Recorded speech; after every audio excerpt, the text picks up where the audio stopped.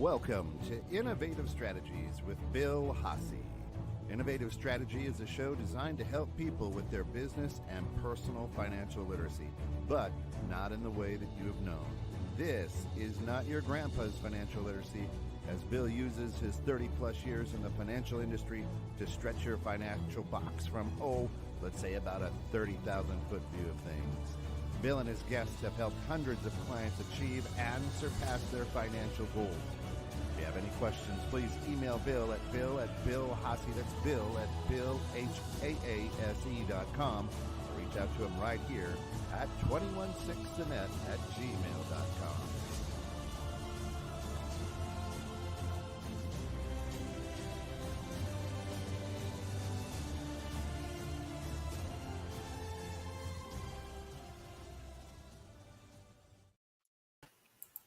Good morning, Kent. How are you, sir? National Sleep Day. Sleep Day. Did you know that? I did not know that. And actually, on Friday is probably a good day to have that on. So after National Pie Day, we get to sleep. Yeah, that with That's it. good. Exactly. Are you excited? You got the basketball tournament coming up. I know you're a big fan. Yeah, this is my favorite time of year next week. So Friday, probably right after your show, maybe right before your show. I won't be here, so we'll have somebody else produce. We usually end up sitting in a bar watching basketball for 8 to 10 hours. Yeah, you don't want to make me self-produce, though. It's a good thing I don't drink. It saves me a lot of money. Yep, there you go. You gave up drinking? Yeah, I don't drink. Did you give up the glucosamine too? No. Okay. All right. Well, let's get rolling on the show. We have some special guests today. Friends of mine, Geraldine Riley and Nick Gibson. They are of Gibson Cyber Security. This is a hot topic right now. If you're in the Chicagoland area, you can't help but know about the Lurie's Children's Hospital, how they got hacked and taken over. They paid a ransom, an hour later got hacked by somebody else and taken over again. So they've been dealing with it for 6 weeks. Obviously, there's a flaw in their system. And this is, folks tend to think that, they get targeted and who targets a children's hospital? It's not. There's all kinds of algorithms and things out there that are just seeking out weaknesses to attack. But let's bring the experts in and have them tell us how this all works, because I'm definitely not an expert here. So welcome, Geraldine. Nick, thanks for coming on the show. Hey, Thanks Bill. for having us. So what's going on out there with we hear about all the hacking and all these companies and don't pay the ransom, don't pay the ransom. Well, it's kind of, if we like to say prevention is the best medicine. So if you spent the money to not be ransomed in the first place, you're going to save on the ransom. But in talking about like a hospital like that, just like you said, they not necessarily target a children's hospital. There's been other instances where hackers have stopped an attack because they realized it was a children's hospital or some sort of government entity like that. Okay. So they just target vulnerabilities and are out for the money. So that's what like you said, their algorithms found it. And it could have even been where there's a whole marketplace out there just to sell access into these environments. Well, you bring it up. The cost is much cheaper to front run the problem, right? To have the security in place. But business owners have a tendency to say, that's a cost. I don't, it's kind of like insurance. Nobody wants to buy insurance. Mm-hmm. They do not understand that part of doing business is spending monies in the proper ways and on the right things. And how can cybersecurity not be one of those things you need to spend money on? 100%. Cybersecurity should be and must be a business decision first off. It's just like you said, insurance. Just like you would get a security system for a brick and mortar store, you want to now secure your digital store as well. Yeah, we all know, like Target. How many times has Target been hit, and they haven't learned their lesson? And I don't shop at Target because of that. Mm-hmm. Mm-hmm. 2014 when it was the biggest breach that we'd ever had at that time. Every single one of their point of sale systems, I actually teach this in a class, that every single one of their point of sale systems was hacked globally. And it was all done by a parking lot of a Kansas Target store. Really? That's how they hacked them. Yes. It's that easy, folks. I mean, but let's talk about Gibson Cybersecurity. Who's your market? Who do you target to help out? So we target, there's a lot of places that target the bigger companies, and that's really what cybersecurity is thought of initially. But what's been left behind are companies that are under 20 employees, especially those that harbor sensitive data, such as CPAs, title companies, anyone really in the finance industry. Yeah. You think about it like this: Bank of America and the local CPA have the exact same amount of data, exact same type of data, just at different scales, right? Right. Okay. So the value of the data is the same. So what these hackers have now figured out, especially after COVID, and I'll explain that in a second, these hackers have figured out that, well, it takes me like maybe 2 years or 10 years to hack Bank of America, but 30 minutes to hack a local CPA that has little to no security. Right. Getting the same amount of data, if I hack 30 of those in a day, it's this, it just increases. So there's a lot more CPAs out there than there are Bank of Americas. Right. And most people think that they're only targeting the big boys. Exactly. And that's another way that hackers have kind of flown on the radar. After COVID, everyone got pushed online, right? If you survived COVID, you became an online business, at least partially, right? Yeah. So that part of your business is now susceptible to all different types of vulnerabilities globally. You've opened your business up to the global marketplace for anyone to attack it. And a lot of small business owners don't realize that, or may not have realized that when they were doing this stuff. So now it comes to a whole different ballgame where we have,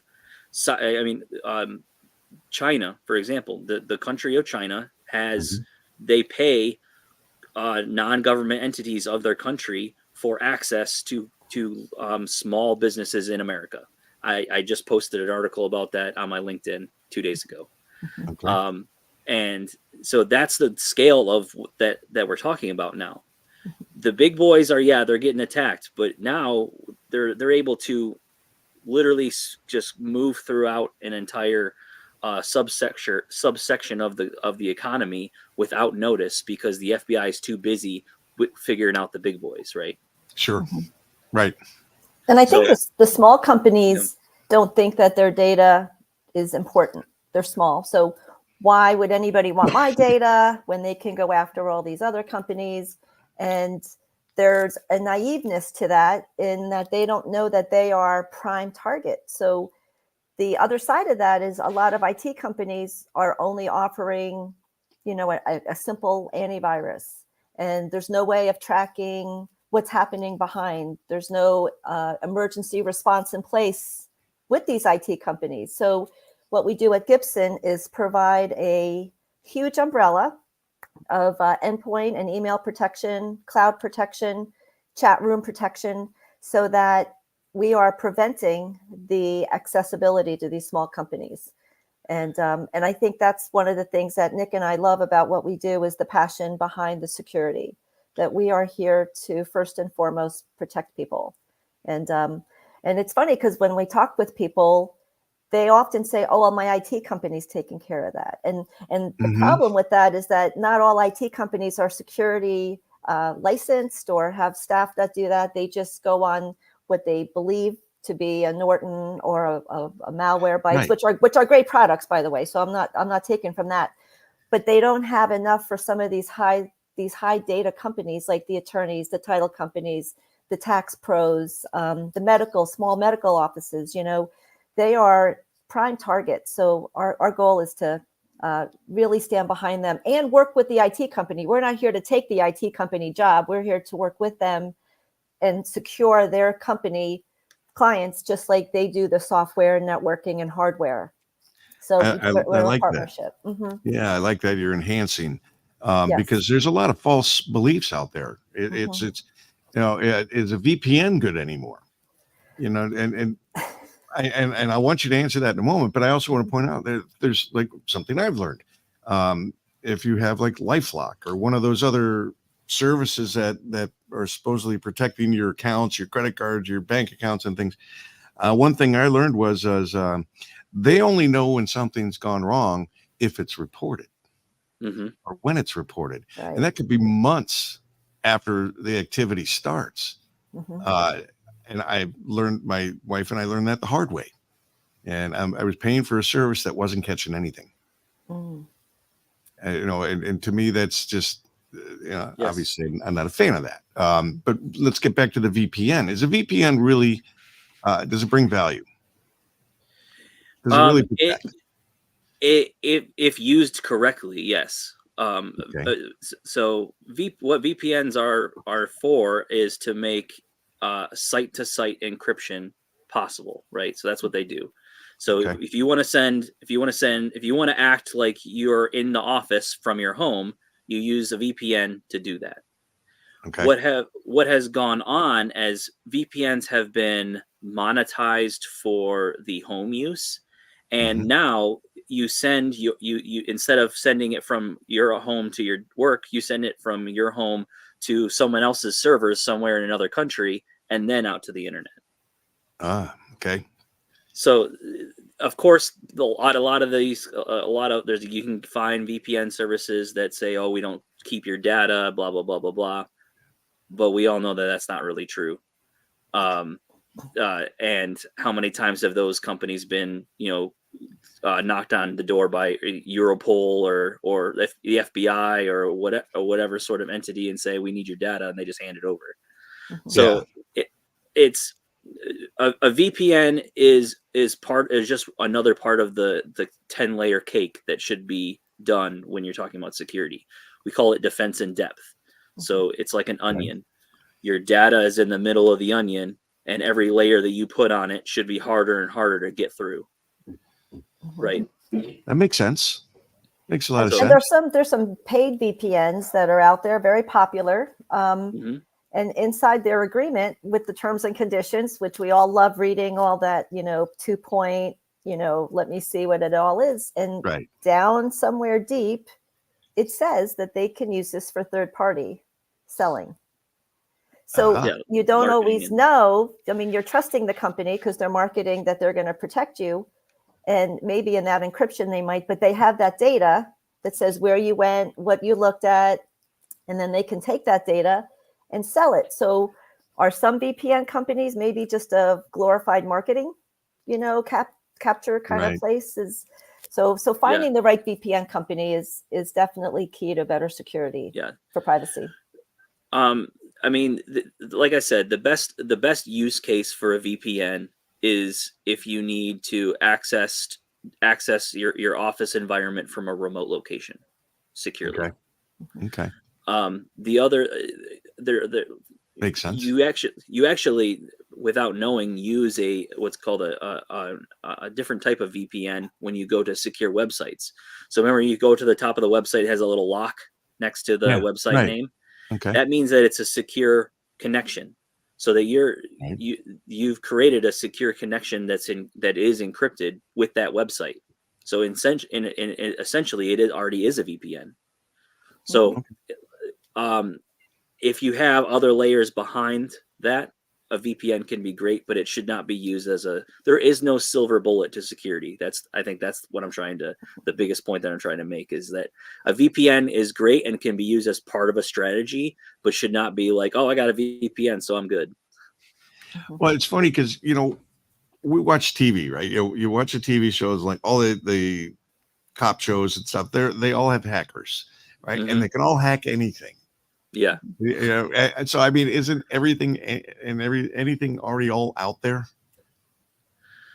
Honestly, yeah. I tell people that all the time, like, especially if you were in the military during, any time in the last 20 years, you have Office of Personnel Management that was hacked. in 2019 or so, 2017, and that China, they found it was China, stole all the records of everyone's security clearance and all of their family's information, and now have that somewhere.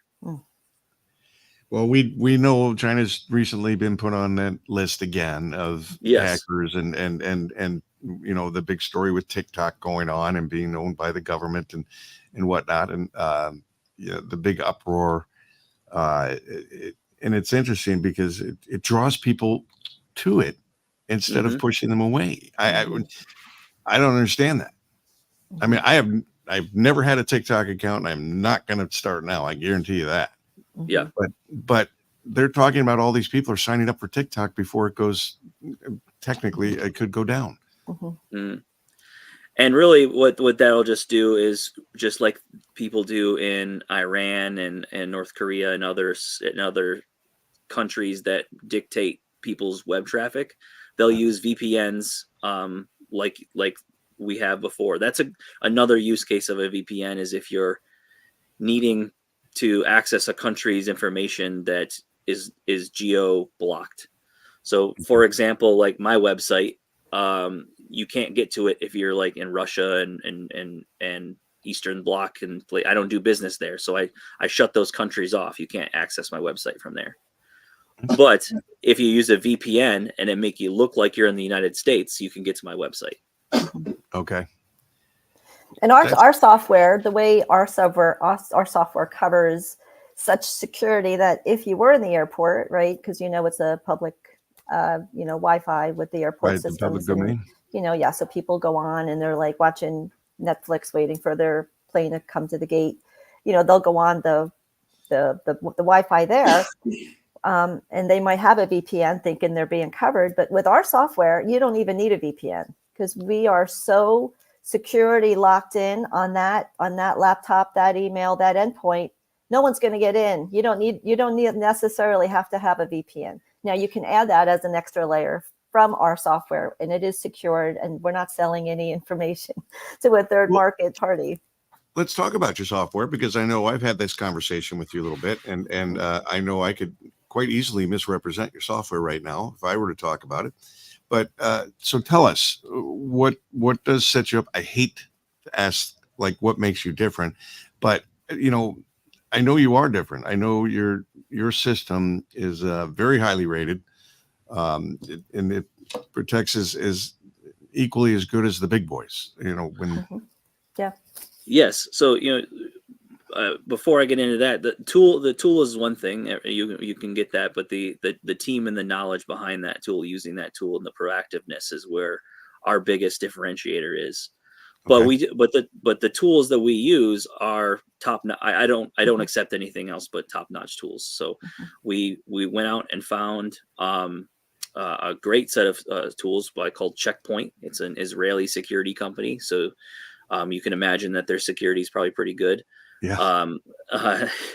And they provide a suite called Checkpoint Harmony that covers everything from your phone to your laptop to all your cloud services, Office 365, Dropbox, file shares. All that stuff is covered and monitored by that tool, backed up by a security team on Gibson Cyberside.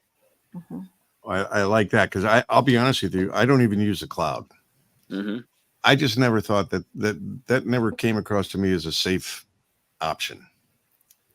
To store your stuff somewhere else. Now those who know me know I'm IT illiterate, so I'm not very good at this stuff. But to me, to put it somewhere else and not having it in front of me all the time, anybody could get in there and do whatever they want, and I wouldn't even know it.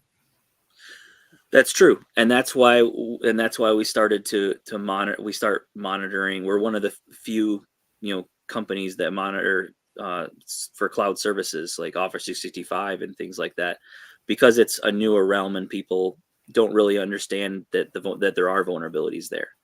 But there's also a lot of positive in that. So, for example, if you're a small doctor's office and you need to have a cheap place to store HIPAA compliant data, You can do that in like Google Workspace. It's HIPAA compliant. It's compliant for a number of different things because they have government contracts. Google and Microsoft have government contracts, and they want to maintain those government contracts. And the entire U.S. government is going cloud. So they're that's another reason for me not to go cloud. Okay. yeah, yeah, that's true. But they want to maintain those contracts, so they're going to be compliant. And even my company can't contend with the amount of money that Google and Microsoft can put towards the security of their products. Of course. Right? Yeah. So if they're providing the best security possible, the only weakness is then your credentials, your username and password to get in that. So that's where Gibson Cyber comes in.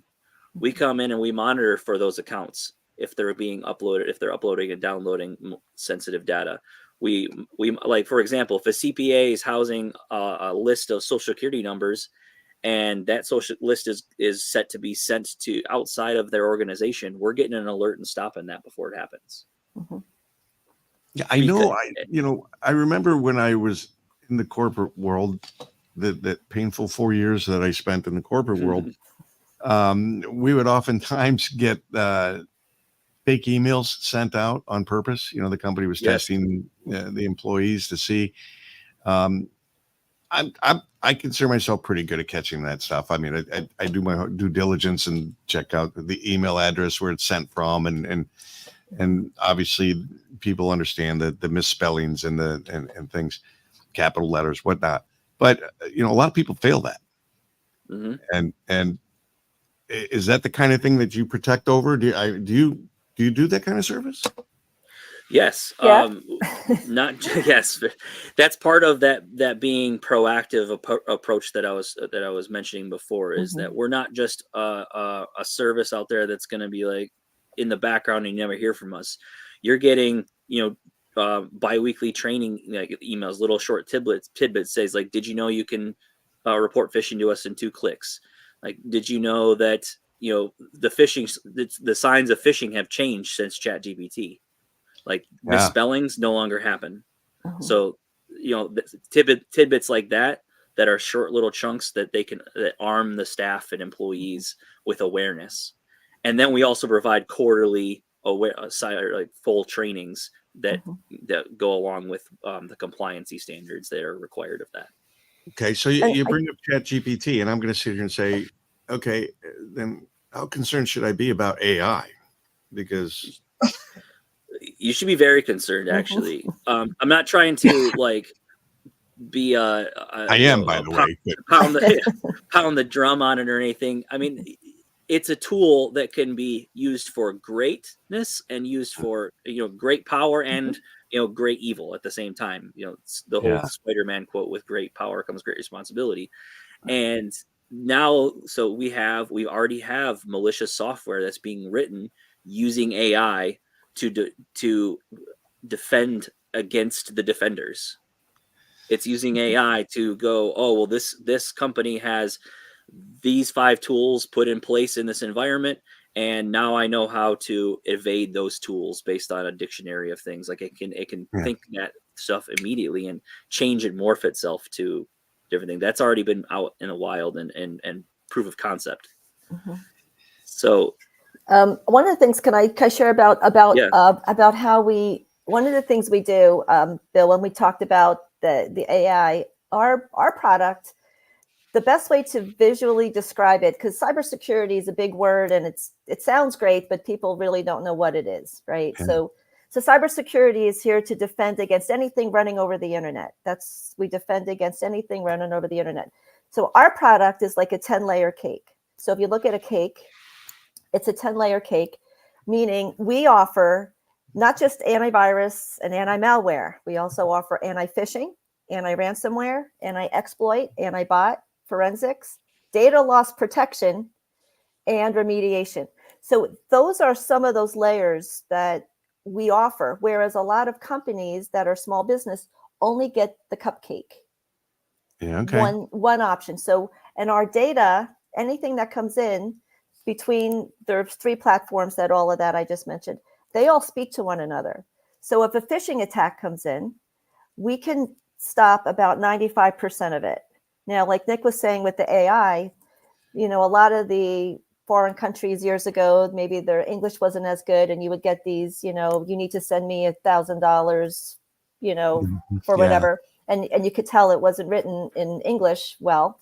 Well, now ChatGPT, anybody can write anything well on ChatGPT now, because all they need is an idea and then it'll write for them. So we capture about 95% of phishing attacks. And our systems have an AI system that can monitor that. And then the other 5% that might get through, because some of it is actually real email. Okay. So it can go into a 5%. And then if they were to open it accidentally or thinking it's real, we still quarantine it. It won't explode inside their system. We can just take that and put it aside. And then they can click a button, like Nick said, says, this is phishing. And then once we get a collection sometimes of the data, we can find out what IP address is coming from. We can lock it down permanently. So, and the AI element of our systems check for that as well, just on the good side, the good versus evil. Like we're on the good side of using AI. And adding to that layer, like we said, like we got the technology covered of monitoring as much as possible. That's where that employee training comes in to cover that other 5%. There has been use cases where malicious actors will send malicious documents through DocuSign legitimately. Like they'll just put it in a DocuSign and send it to you, and then you open it up and and sign it. And you can click on links, or you can input information to them and have it, and it's actually from DocuSign. So any security company is not going to block a DocuSign document coming in. Of course, right. So that's where where the employee training comes in. Where I don't know what this DocuSign is. I'm going to click phishing. I'm going to click phishing and and send this to my security team, Gibson Cyber, so that they can go and look at it. So what happens if you do click? From what I understand, a lot of people get in networking groups and they think they can automatically take that list of emails, and now because we've been on the same group together for an hour, that you are now saying it's okay for me to send you my daily, weekly, hourly newsletter that goes out, and you click on it and you say this is spam. Mm-hmm. Now, from what I understand, if enough people do that, then that email address gets shut down. Yes.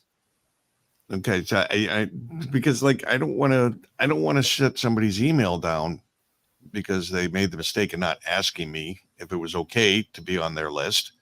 Yeah. But at the same time, I don't want to receive it, and not always is there an option to unsubscribe.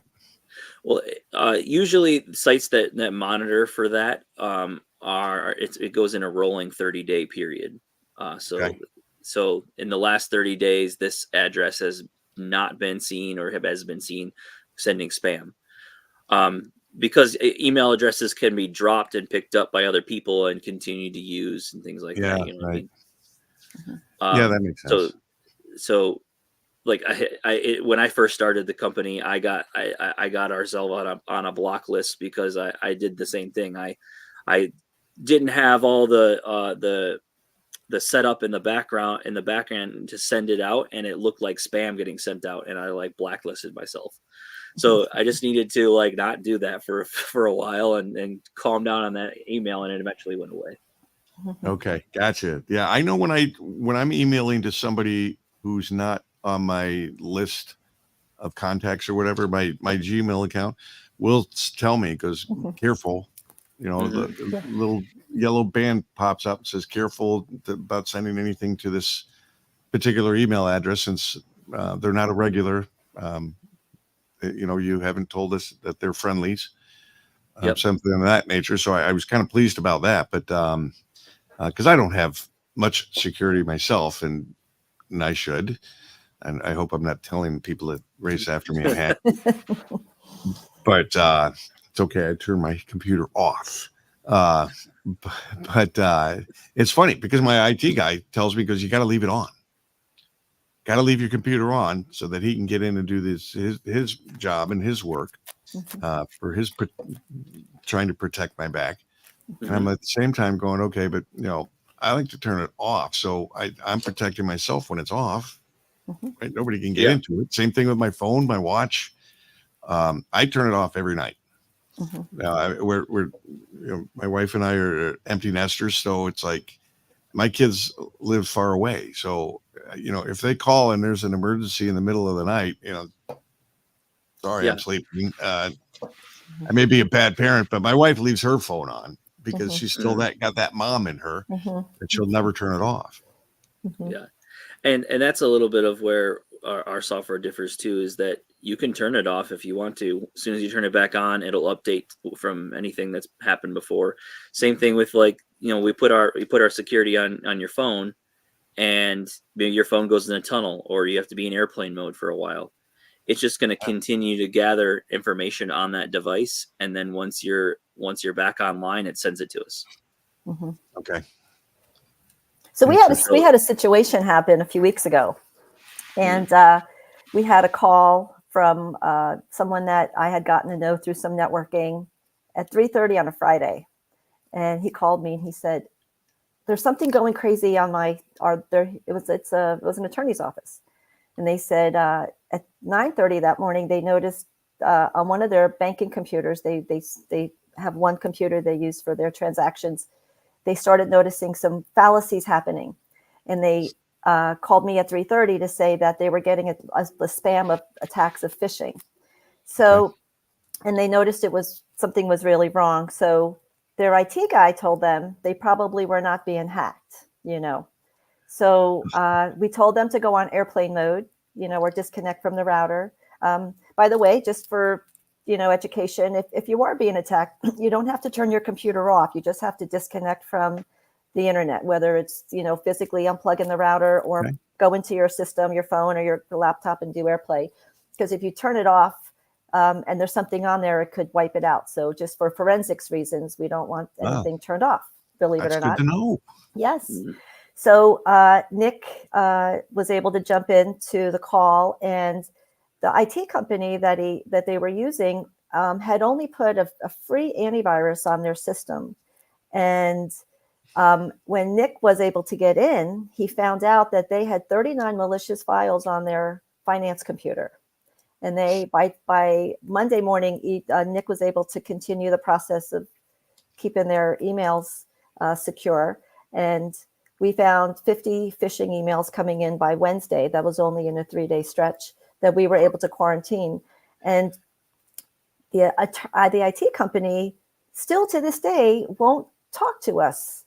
But we have our software on his system, and we're trying to work with him, but he's convinced he can do what we do.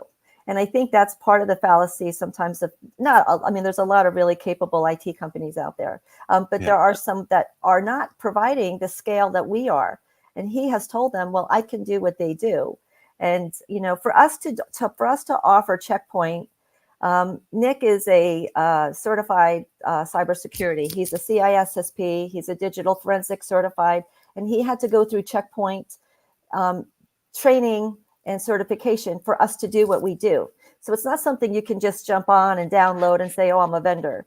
I have a Security Plus background, and our staff also has network and security. And so since this attorney has been using us, he has told me their efficiency has gone up because they do so much documentation sending through the court systems that it used to spin, they would try to send and it would spin. Now it goes right up because it's cleaned. We clean it all, we check it all. So now he doesn't have to sit and wait. So his time efficiency is better. He knows that he's being protected. And so that's just, and the big thing too with that, and I'll just end on this part, they did not have an emergency response plan. So you could have a security on your computer, but if you don't have a security response plan, an emergency response plan, what's going to happen to the business if they were to get in? So we offer that. So we do offer emergency with companies, even if you're not our customer. We can try to offer an emergency response, and Nick is great at the forensics and going through and seeing where, not just that it happened, but where it happened, how it started, and what they need to do to protect their company. It makes a lot of sense. I mean, you're looking to have a service to protect you. but you have to have a plan B. Mhm. You know, I mean, if you're smart, you should have plan Bs all the time, Cs and Ds even. Yeah. Yes. You know, because I know that there's been times where I've been on my computer and I'd swear there's a devil in there. Yeah. There's some kind of demon in there that's playing around because I don't know what's going on here. Yeah. It just, you know, because computers, you know, they can sometimes do whatever they want. But Mhm. And so I kind of, this is like Geraldine was talking about, we're not an IT company, we're a cybersecurity company. So I consider it like this. I use this analogy a lot. Everyone that comes out of a medical school is a doctor, but there are some people that go and become heart surgeons, and there's some that become general practitioners. Huh. The GPs of the air are like the IT and MSPs of the world. They are skilled in doing a lot of different things and can help in a lot of different ways. Whereas heart surgeons or the cybersecurity arm of the IT world are focused on security. That's all we do. We're focused on securing your data from cyber criminals and from people that are looking to do it harm. And that's it. We don't set up servers or reset passwords or anything like that. We protect data. okay, all right. Well, obviously that's the most important thing. Data's worth a lot of money, right? Mhm. It's probably the most lucrative product that you can have right now. I mean, Yeah. everything is data. Yeah. You Yeah. swipe your card at the gas pump, all of that from the gas pump to the to your bank account is all just data, Yeah. and needs to be protected.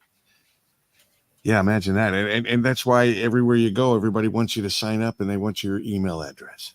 Oh yeah. Hmm. You know, it's like I go to the grocery stores and like, did you put in your phone number or did you punch your card, as a member, and the incentive is you get discounts, Mhm. right? But Yes. the reality is it's the organization is trying to acquire information and data. Mhm. Yes. I say if the product is free, then you are the product. Yeah. Yes. I Yeah. love that. Mhm. The product is free, then you are the product. I love that. One thing too that I really personally like about working with Nick, and what the passion is I believe we're kingdom. We're working for the kingdom is what it is. We're protecting against evil, like superheroes on the digital highway. I see us Yeah. doing kingdom work. I see the level of concern that we always have, like this, to hear about that children's hospital. It makes me real sad that that's happening, because I think when we talked, Bill, families couldn't get in to see their children. Right. There was like that's a big deal, and so it can break down not just a business but the family systems. So I love working with Nick on for a lot of that, for the kingdom work. Yeah. And I guarantee you save my computer, I'm going to look at you as a king and queen for sure. Mhm. Because I think each of us who are, whether you're an entrepreneur or you have business on your laptop and home computers and whatnot, a lot of folks don't understand how easily and how vulnerable they really are. Mhm. And they don't really understand that if they lost all that data, and this has happened to probably many of us, including myself, where a computer has died on me. And I'm like, oh no, I got to start all over again. Mhm. One of the worst feelings in the world, because you're looking at months sometimes, Yeah. to get back to where you were. Yeah, and I I think started backing up my computer. I wasn't even doing that before. yeah. I Yeah. think too, I mean, it's not just the company, it's who are the subcontractors working with you? Are they secure? Because if they're sharing data with you, Yeah. so it's not just your own small company, it's how are you getting secured from your other third party? So Yeah. one of the things we offer, because we do truly secure, we have a certificate we give, and they can send to their customers and their subcontractors. We are a secure network. When you work with us, we are secure, and they have a certificate to show that they are, so that if anybody wants to work with them, their data is going to be good working with this company. So that's the other side of some of this, is that your partners are going to be secure Yeah. as well. Because like I We're think always dealing with outside influences in one way, shape, or form. We're always dealing with outside influences when we're on the internet, right? mhm, Mm. mhm. I want to point out before we get too far, the way to reach Geraldine and Nick would is the one way I know is through GibsonCyber.com, which is GIPSON cyber CYBER.com. That is their website. That's the one way to. Is that the best way to get a hold of you? Yeah, Yeah, I it has mean, all our contact information and all our pricing and all of our services right on the website. We're a very transparent company, and we keep all that stuff right out there. So anyone that wants to know that information can know it. Yeah, I think we're one of the few price. companies that put our pricing out there. We put our pricing out there. There's no hidden, like if we find out you're a $10 million company, we're not going to jack up our price so that we can earn that business more. What you see is what you get with us. Yeah. So if I'm only a $10 company, you're not going to lower it for me? Well, for you, No, Bill, unfortunately, no. for you, Bill, we might do something. Well, Lord knows I could use protection, Yeah. you know, because of the many things I get involved in. But I think that's true for most people. There's information. You go to your bank account, you pay your bills online.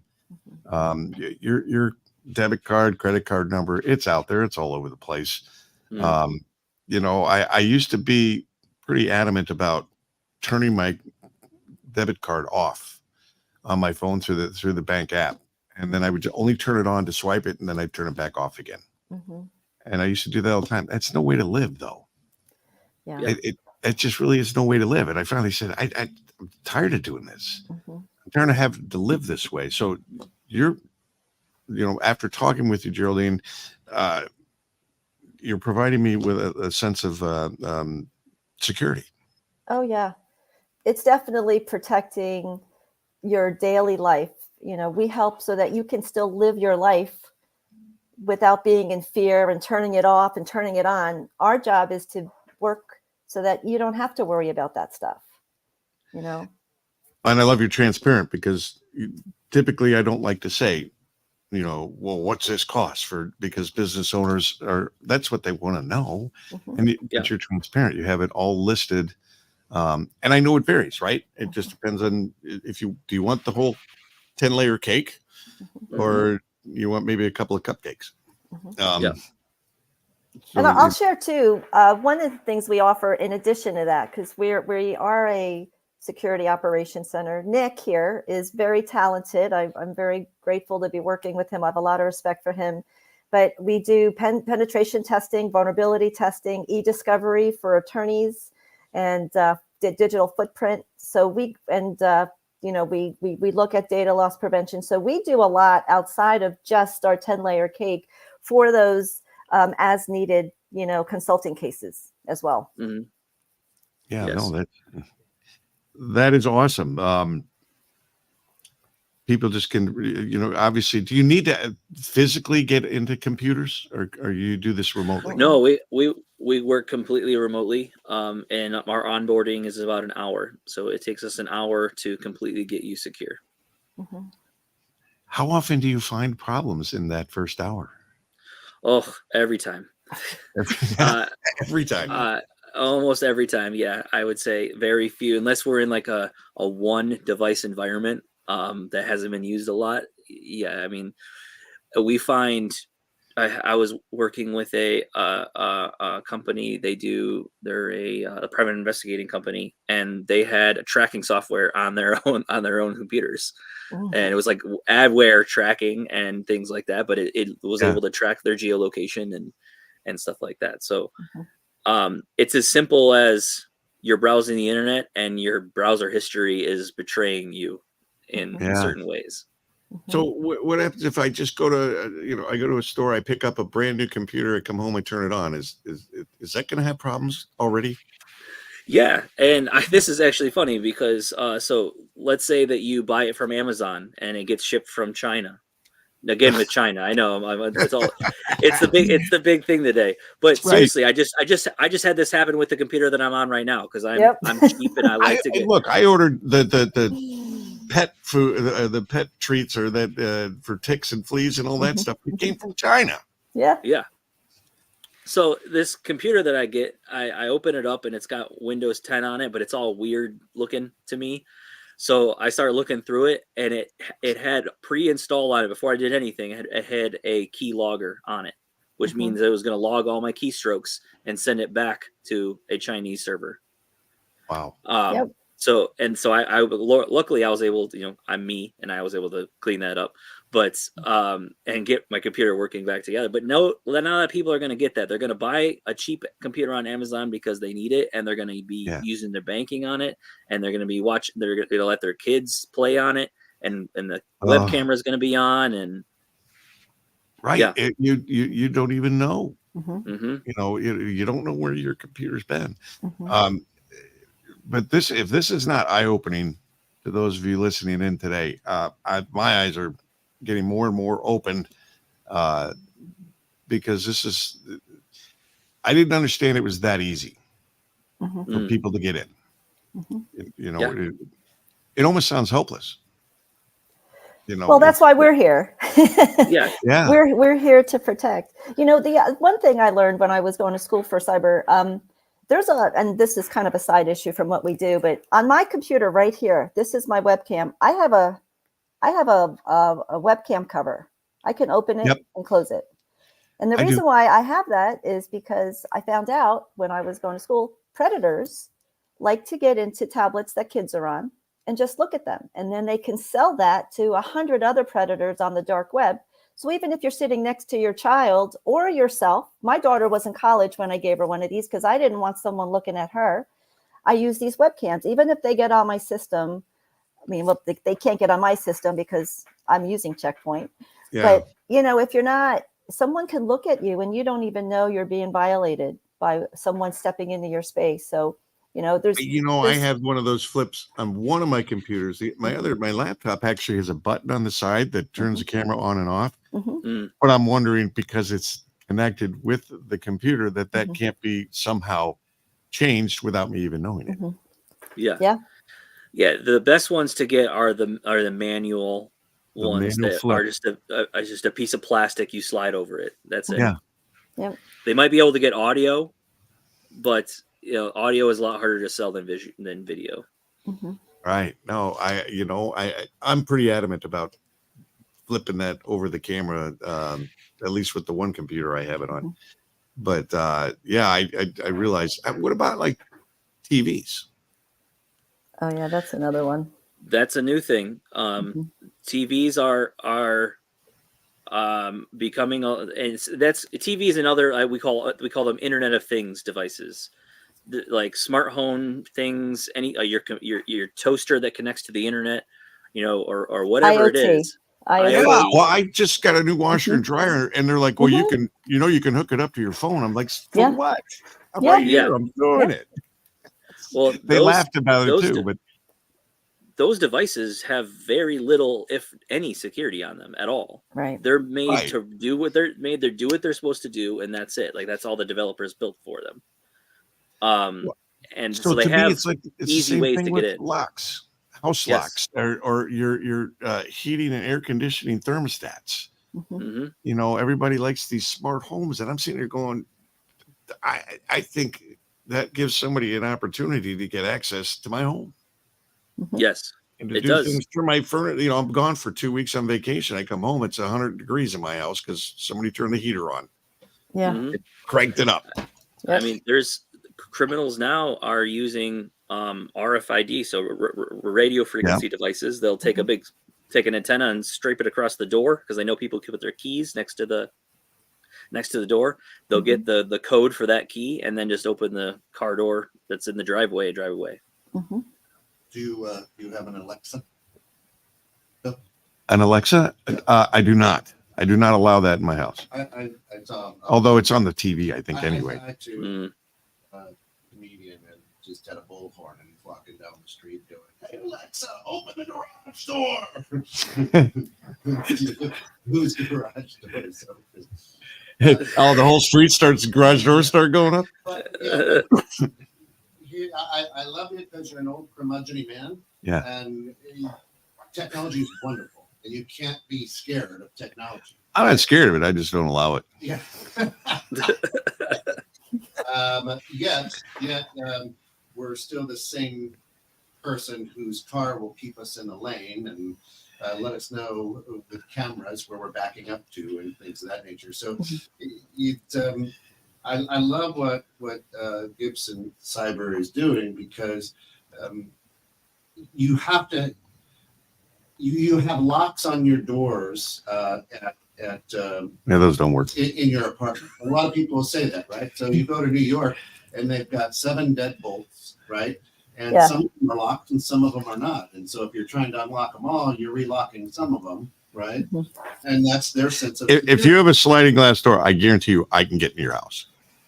Even I can. Oh, yeah, you can throw right? That's one way. So, but the idea is what they're doing is what I love is they're saying, hey, listen, we're working with you, and we're going to be one of those unlocked locks that when you try to get in and lock, or What are you, you're Hyundai? actually locking when you think you're unlocking. Yeah, Are you Mr. Hyundai?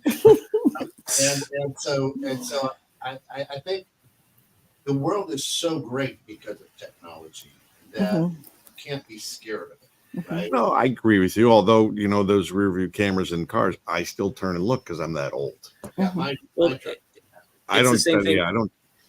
It's the same thing with cars, though. Cars are incredibly dangerous. Look how many accidents we have every year. Yet you're not afraid to get up in the morning and go drive to the grocery store to get some milk or something like that. Right. And so you I'm need to starting get embrace. afraid of flying. Yeah.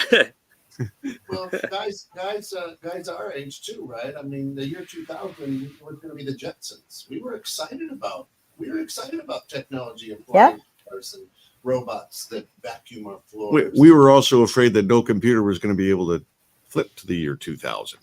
That's right. Mhm. And I love the technology and what it can bring, and I love the AI. And you're surrounded by Yeah, it. I'm surrounded. I run my business on it. Yeah.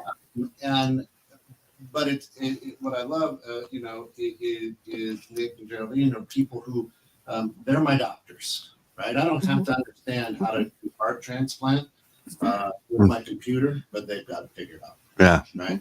Which is awesome. Well, and it's important to bring up that, this is just one of the things that on a list of a business owner that, you can't do everything yourself. Amen.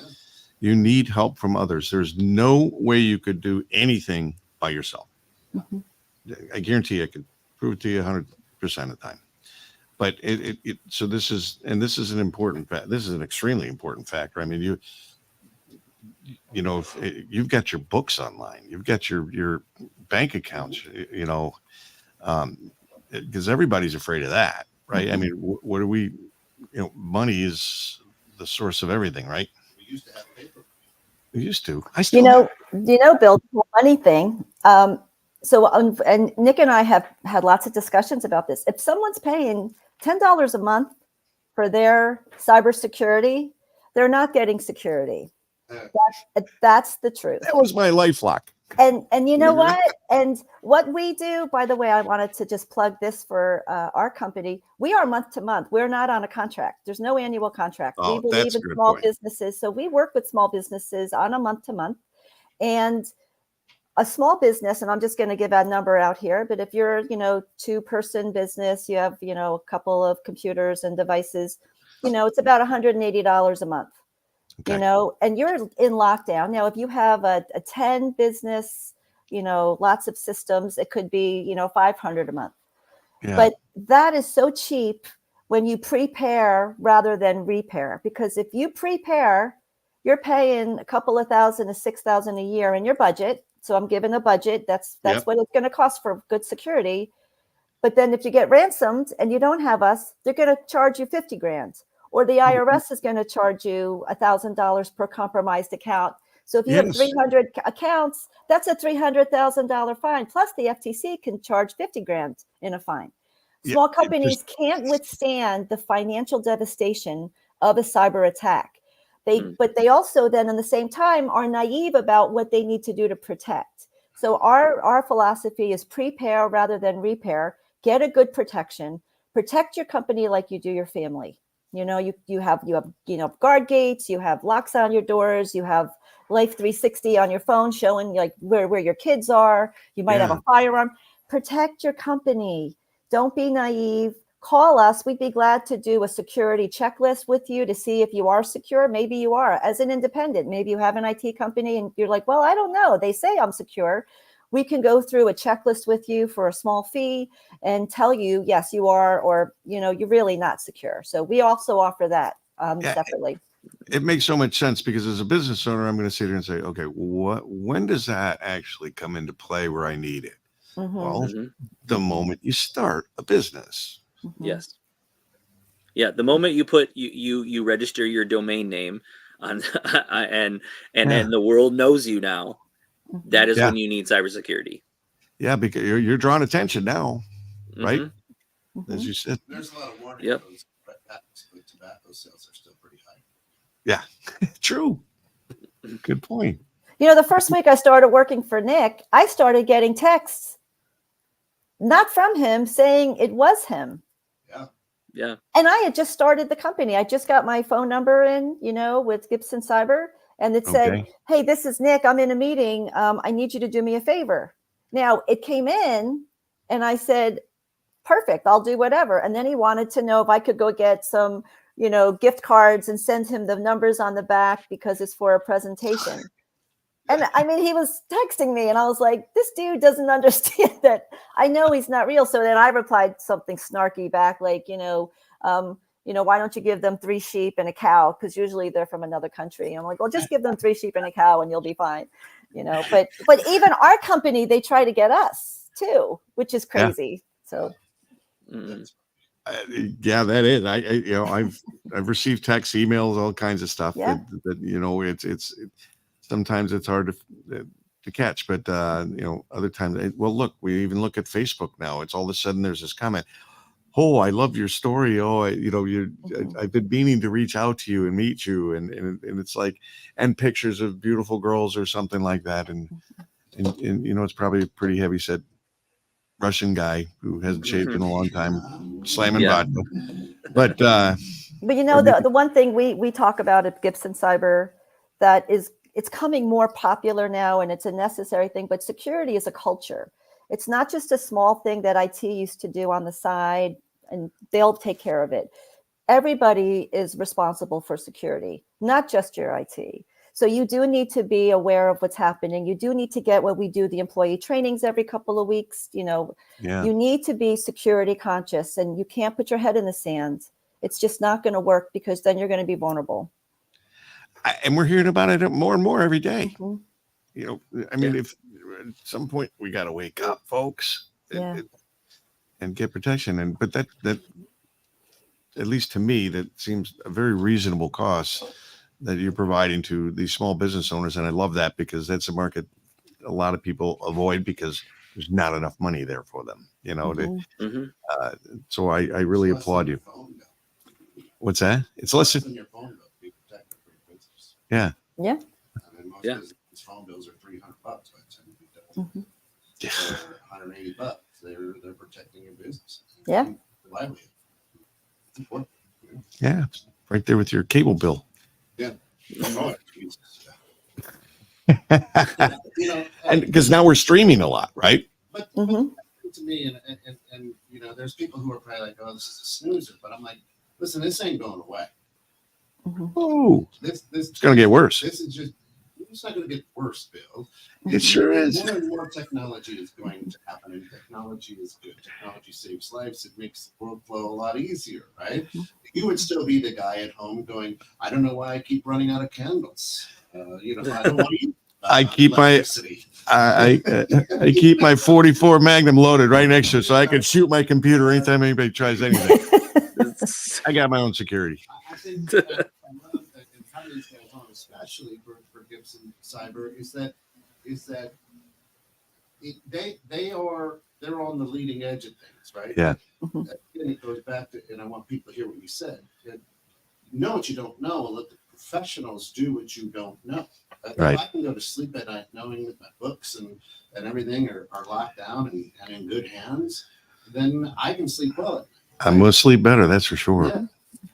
And as they're on the forefront of things, understanding, I mean, this is their lane. You can see it in their faces. They Yeah. get excited about AI and weird stuff to me. Right? Yes, let's go. You know, Right. and they're the people who are like, beat me up, Scotty, and you came in without a leg. They get excited to figure out where the leg's at. Right? Yes. They find it, they bring it back to you. Yeah. I get excited and I start talking with my husband about stuff, and he's like, he's a mortgage guy, Yeah. and he's like, Oh yeah. okay, I have no clue what you're talking about, and I'm so excited about whatever I'm finding out. So I love that I have Nick because we can just banter Well, about the that's nerd stuff, all the that's nerd a challenge. stuff. That's a challenge between many married folks. That when you've got one who's a corporate person and one who's an entrepreneurial person, Mhm. you're never understanding each other's worlds. And that's and when you find a company like Gibson that you feel that passion, you're in great hands. If you go to a cybersecurity company and they're like, You're a number. make the donuts, he's like, you better run. Yeah. They're- Number 349. You're up. Yeah. No, I do love it. It again, reaching out to Gibson, GIPSONCYBER.com, GibsonCyber.com. We just have a minute left here, I think. Anything in particular you want to get out there to our listeners? Scan those QR codes up there. I'll take you right to where they're. Yeah, Oh, the there you QR codes, they can scan the QR codes and it gives them my contact information. That's what my QR code does. And Nick's does the same Yep. as well. Outstanding. Outstanding. Yeah. Reach out, learn. Get protected. And because if you're not, they'll find you. Mhm. They will, because they're out looking. Mhm. You know, Yeah, takes and six- they're out looking. They're not just out looking. They're sending out hundreds and hundreds of fishing poles. They're fishing in anywhere they can get their hook, anywhere. And Mhm. you could be, just as vulnerable as, if you don't have a good security. But and you know Yeah, how it and goes. also- Now that you know about it, you better do something about it because it's coming your way. Yes.